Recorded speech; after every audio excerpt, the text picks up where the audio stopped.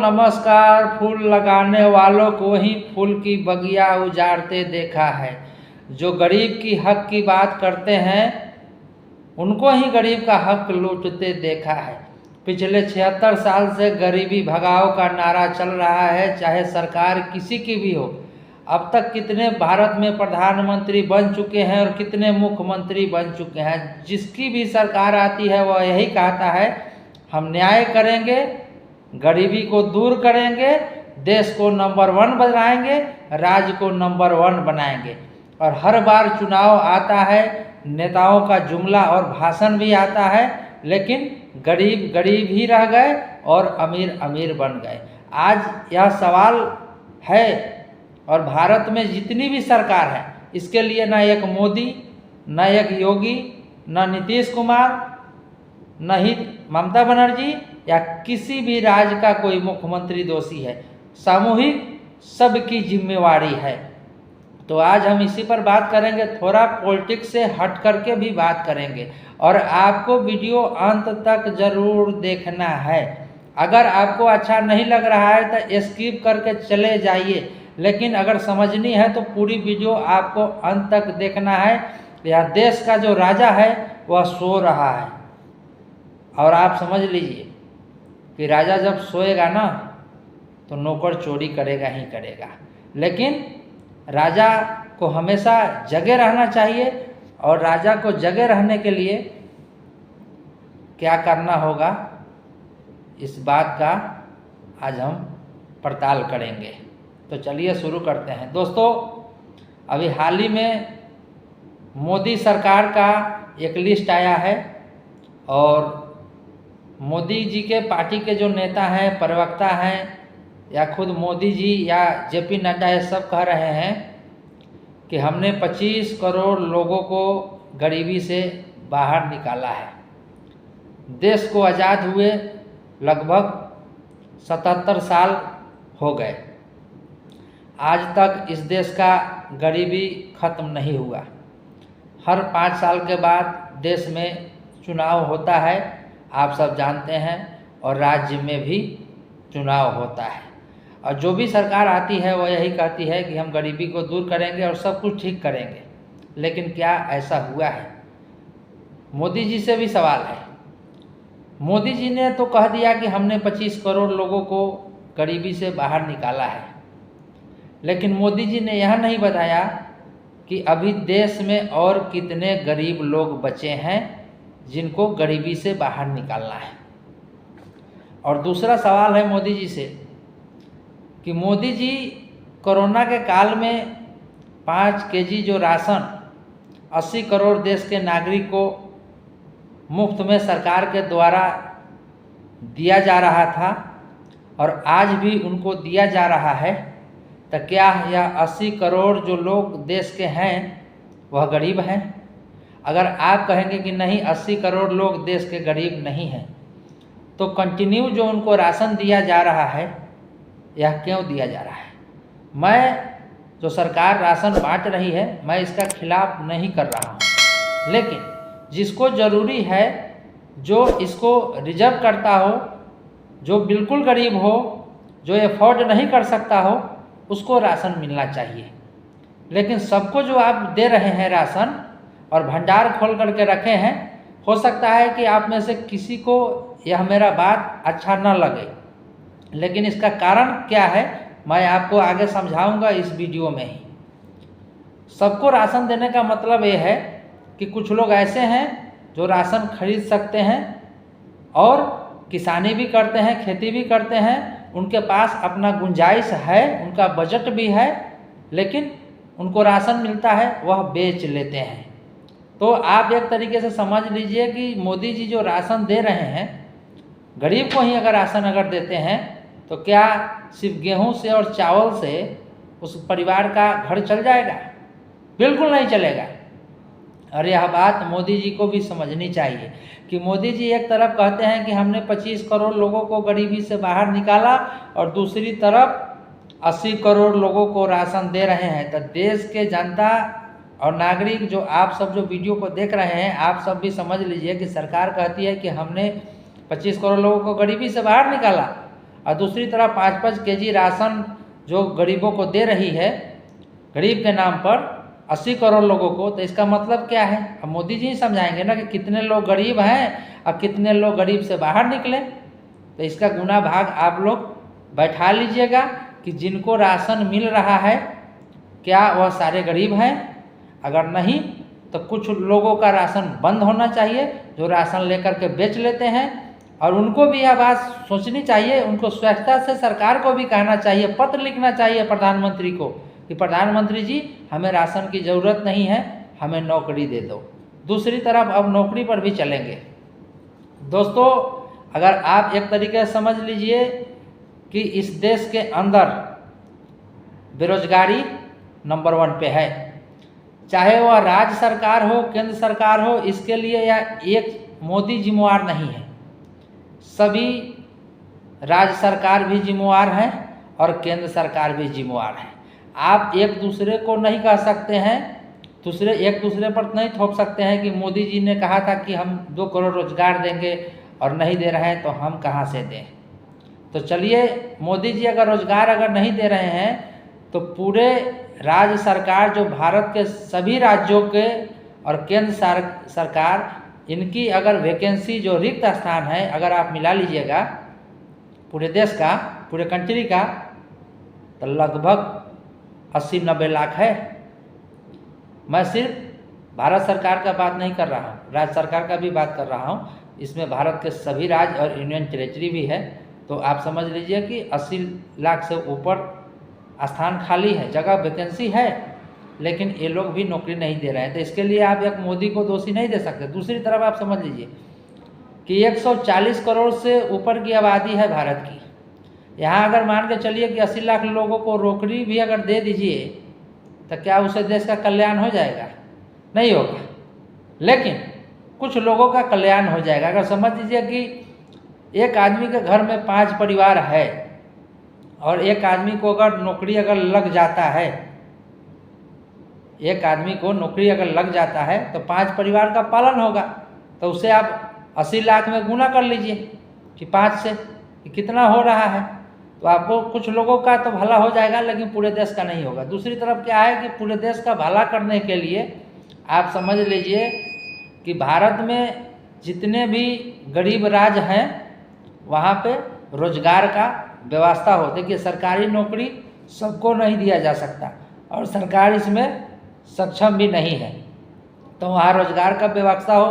हर शहर में 500, 200, जिस शहर का जैसा स्ट्रेंथ है 50, 100, उस हिसाब से फैक्ट्री लगा देनी चाहिए ताकि वहाँ के लोगों को रोजगार मिले। दूसरी तरफ यह ज़रूरत सबसे ज़्यादा बिहार और यूपी और बंगाल के अंदर है, क्योंकि यहीं से ज़्यादातर लोग अपने रोजगार के लिए, कमाने के लिए देश के अन्य जगहों पर जाते हैं। हालांकि यह गलत नहीं है, भारत के कहीं के भी लोग कहीं भी जाकर के काम कर सकते हैं, चाहे यूपी के हों, बिहार के हों, बंगाल के हों, असम के हों।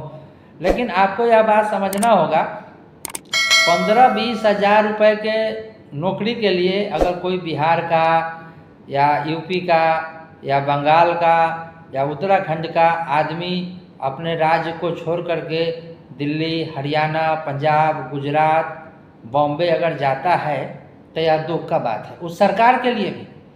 सरकार को शर्म आनी चाहिए, लेकिन आप सब समझ लीजिए नेताओं को शर्म नहीं होता है, लाज नहीं होता है। अगर नीति जो निर्धारित जो कर रहे हैं, कहा जाता है कि नियत अगर घट जाए ना तब फिर नेता बनो। तो आप समझ लीजिए कि इनको लाज शर्म तो होता नहीं है। चुनाव के टाइम में ये कुछ भी बोल देंगे, आपको पूरा होना नहीं। इनको भी पता होता है कि आज जुमला हम मार रहे हैं, क्योंकि अगर जुमला अगर नहीं मानेंगे तो जनता हमको वोट नहीं देगी। तो आप समझ लीजिए कि 15,000 और 20,000 की नौकरी करने के लिए अगर बिहार, यूपी के लोग या बंगाल के लोग, असम के लोग या भारत के कहीं के भी लोग एक राज्य से दूसरे राज्य जा रहे हैं, भटक रहे हैं, तो यह सरकार के लिए बहुत शर्मिंदगी की बात है। लेकिन कोई ऐसा सोचता नहीं है।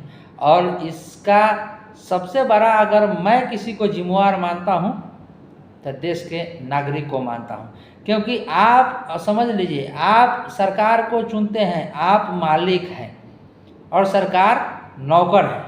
लेकिन आप जो समझ बैठे हैं ना कि कोई मुख्यमंत्री बन गया, कोई विधायक बन गया, कोई सांसद बन गया तो ये मालिक है। जी नहीं, मालिक को नहीं, मालिक तो आप ही हो, क्योंकि आपने उसको चुना है। वो आपके घर आया था, आपके पास आकर के आपको हाथ जोड़ा था, बोला था हमको वोट दीजिए, हम आपका सब कुछ दूर करेंगे। क्या दूर कर दिया? नहीं किया।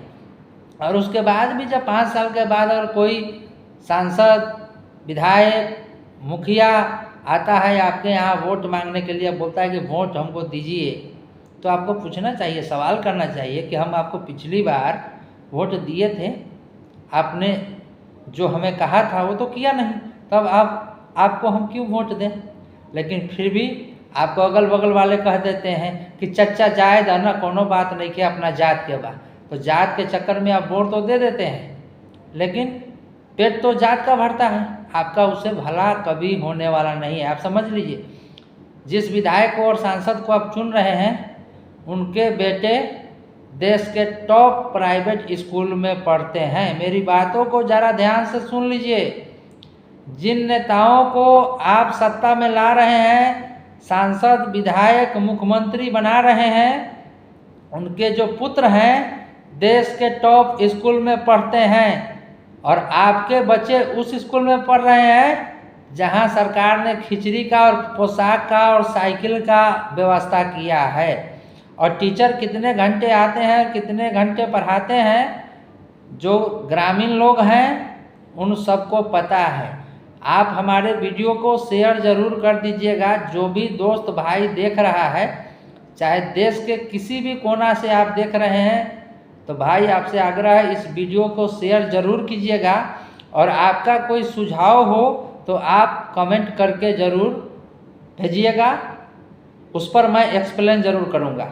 दूसरी तरफ आप एक तरीके से समझ लीजिए कि आम आदमी को क्या चाहिए। मोदी जी जो कह रहे हैं राशन ले लो, सिलेंडर ले लो, ठीक है, वह ज़रूरी भी है, जिसको ज़रूरी है उसको मिलना चाहिए। लेकिन आप समझ लीजिए कि आपके घर में अगर कोई बीमार अगर पड़ता है, तो गांव में जो झोड़ी छाप डॉक्टर अगर होते हैं तो आप उनके पास जाते हैं।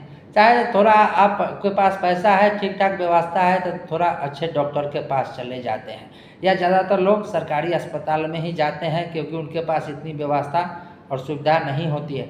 और सरकारी अस्पतालों का क्या हाल है गांव देहात में, यह देश के हर नागरिक को पता है, यह कहने की ज़रूरत नहीं है। दूसरी तरफ अगर कोई बड़ा बीमारी हो गया, आज तो मोदी जी कह रहे हैं कि हमने आयुष्मान कार्ड बनवा दिया है, लेकिन एक बात आप समझ लीजिए, देश में आज भी बहुत सारे लोग ऐसे हैं कि कार्ड बनने के बाद भी उसको कैसे चलाना है, क्या करना है, नहीं करना है, उनको पता नहीं है, क्योंकि उनको गाइड करने वाले लोग नहीं हैं। दूसरी तरफ आप समझ लीजिए कि अगर कोई नेता है, कोई पॉलिटिशियन है, उसको अगर इलाज कराना होगा तो वह सरकारी अस्पताल में बहुत कम ही जाता है।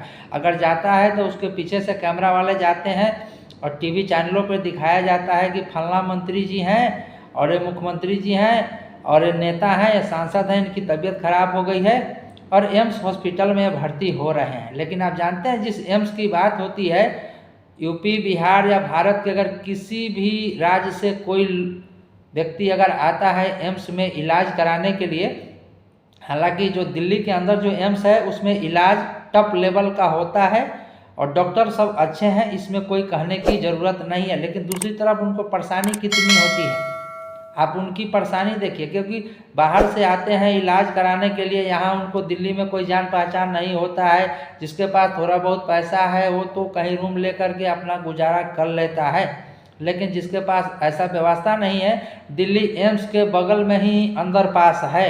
आप अंदर पास में आप जा कर के देख लेना, किसी भी टाइम चले जाओ, 24 घंटा और 30 डेज यानी कि महीना में आप कभी भी चले जाओ, वहाँ 1500 लोग हमेशा अंदर पास के नीचे अपना बिस्तर लगा करके सोते हुए नजर आएंगे, क्योंकि कल सुबह उनको लाइन लगानी है हॉस्पिटल में। और यह दिल्ली के लोग नहीं हैं, दिल्ली से बाहर के लोग होते हैं, यूपी के होते हैं, बिहार के होते हैं, असम के होते हैं, बंगाल के होते हैं, उत्तराखंड के होते हैं, पंजाब के होते हैं, यानी कि देश के अलग अलग जगह से लोग आते हैं इलाज कराने के लिए।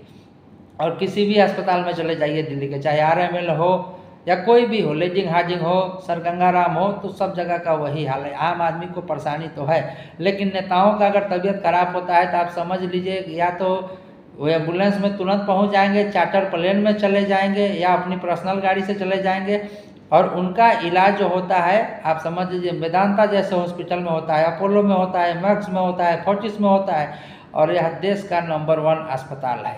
प्राइवेट, सरकारी नहीं, यह सब प्राइवेट है, लेकिन उनके पास पैसा है, व्यवस्था है। लेकिन गरीबों के लिए क्या है, गरीब आदमी को गरीब के हालत पे छोड़ दो, जैसे जीना है जियो, मरना है मरो। गरीब का सिर्फ इस्तेमाल वोट के लिए किया जाएगा। आप समझ लीजिए, आप सिर्फ वोट के लिए ही हो। इस देश का 70% नागरिक ऐसा है जिसको आप कुछ भी समझा दो वह समझने के लिए तैयार है। दूसरी तरफ 20% लोग बहुत खतरनाक है, वो 70% वालों को उजरा करके रखे हैं, आपस में लड़ाते रहते हैं। और 10% वाले तो ऐसे हैं कोई मतलब नहीं है और नहीं उनका कोई सुनने वाला है। और 70% वाले ही जिनको कुछ भी समझा दो समझ जाते हैं, वही इन नेताओं का झंडा लेकर के ढो रहे हैं। आप समझ लेना एक तरीके से, जो 70% लोग हैं जिनको कुछ भी समझाओ, देश, राज, मंदिर, मस्जिद, जो चीज़ आपको समझ में आता है, जाति बिरादरी, कुछ भी समझाओ वह समझ जाते हैं और उनका अच्छे से सरकार, पार्टी, नेता इस्तेमाल करते हैं, वोट लेकर के आ जाते हैं और सत्ता में बैठ करके मलाई चापते रहते हैं। और यह देश के एक लोगों का नहीं है कहानी, सभी लोगों का यही कहानी है, सभी नेताओं का यही कहानी है। आप समझ लीजिए, 10% वाले को कोई मतलब नहीं है, अब 20% वाला हमेशा 70% वाले को उजराते रहता है। अब उसी 20% में से कुछ चुनिंदे लोग हैं जो इस देश को कंट्रोल कर रहे हैं, राज्य को कंट्रोल कर रहे हैं और अपने हिसाब से सब कुछ चला रहे हैं। जब चुनाव का समय आता है, नेता आपके पास आएंगे, पिछली बार की तरह फिर इस बार जुमला मारेंगे और आप उनके बातों में फंस जाएंगे और उनको वोट देंगे, फिर वो चले जाएंगे और फिर अगले 5 साल तक दिखाई नहीं देंगे। आप समझ लीजिए, 4 साल जब पूरा होता है ना, तब नेता आपको क्षेत्र में दिखाई देंगे, किसी के शादी में, किसी के विवाह में, कहीं जनेऊ में, कहीं पूजा में, कहीं पाठ में, वो भी सिर्फ फोटो खिंचाने के लिए। और गांव में लोग तो बहुत खुश होते हैं, समझते हैं कि हमारे यहाँ विधायक जी आ गए और सांसद महोदय आ गए, अगर कोई मंत्री बन गया है तो उसका और भौकाल है, तो बहुत खुश होते हैं। ठीक है, लेकिन आप ये नहीं समझ रहे हो कि आप जिसको बुला रहे हो, जिस विधायक को, सांसद को, मंत्री को, वो तो आपका नौकर है। जब वो आ रहा है आपके यहाँ, ठीक है, उनको कार्ड दो, बुलाओ, खाना पीना खिलाओ, वो सब ठीक है, लेकिन उससे पूछो कि मंत्री जी आपने तो पिछली बार बोला था कि ये काम हमको कराना है, लेकिन अभी तक तो हुआ नहीं, तो कब कराइएगा इसको। लेकिन आप यह बात नहीं पूछिएगा, उनके बगल में खड़े होकर के आप फोटो खिंचाइएगा और बहुत खुश होइएगा, कहिएगा कि हमारे बेटा के, हमारे बेटी के शादी में मंत्री जी और सांसद और विधायक जी आए थे। लेकिन उनसे आप सवाल नहीं कीजिएगा, क्यों? आपको शर्म लगती है। इस देश के लोगों का सबसे बड़ी कमी क्या है कि उनको लाज लगता है कोई बात पूछने में। कैसे पूछेंगे? आप समझ लो दोस्त, जो शर्माया वो मरा, जिसको लाज लग गया ना और जो डर गया वह मर गया। अगर आप जिंदा हो तो जिंदा आपको दिखना भी चाहिए। आप अगर वोट देते हो, आप अगर घर में चौकीदार रखे हो ना, तो उसकी जिम्मेवारी है कि आपकी संपत्ति की रक्षा करे।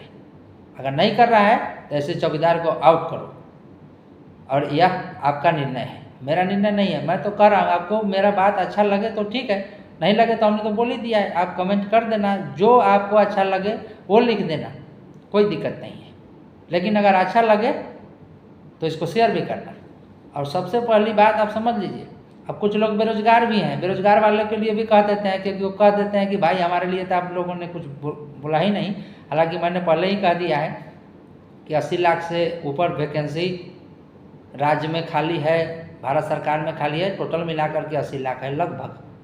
आकर आप निकाल लीजिएगा इंटरनेट के जरिए, आप लोग पढ़े लिखे लोग हैं, गूगल सर्च कर लीजिएगा, पता चल जाएगा किस राज्य में कितना रिक्त स्थान है।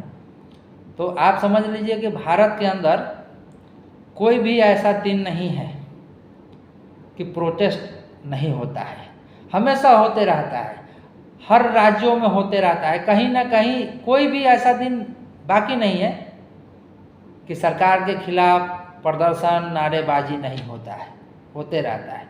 और एक आप ये नहीं कहिएगा कि किसान आंदोलन चल रहा है और मोदी के खिलाफ चल रहा है, सब सरकार के खिलाफ चल रहा है, क्योंकि हर जगह तो मोदी का शासन नहीं है। बंगाल का हाल देख लीजिए, वहाँ ममता बनर्जी का शासन है। बिहार का हाल देख लीजिए, अभी नीतीश कुमार और भाजपा का गठबंधन हुआ है। इससे पहले महागठबंधन की सरकार थी, तो दोनों टाइम में प्रोटेस्ट हो रहा था। वहाँ भी कभी शिक्षक, कभी आशा वर्कर, कभी डॉक्टर, सब हड़ताल करते ही रहते। पंजाब का देख लीजिए, वहाँ आम आदमी पार्टी का सरकार है। दिल्ली का आप देख लो, यानी कि महाराष्ट्र का देख लो, कहीं का भी आप देख लो, सरकार के खिलाफ प्रदर्शन होता है। तो वह एक के लिए नहीं है, लेकिन आप समझ लीजिए कि सरकार को हमेशा निर्णय जनता के हित में लेना चाहिए।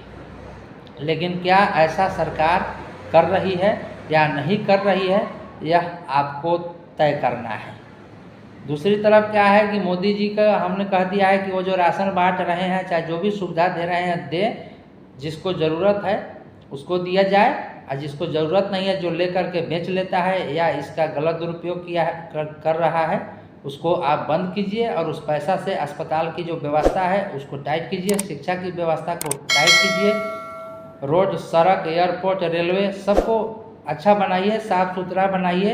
रेलवे का जो टाइमिंग है मोदी जी, यह सही होना चाहिए, क्योंकि कुछ रेलवे का जो टाइमिंग है वो तो सही है, 1-2 का, सबका नहीं।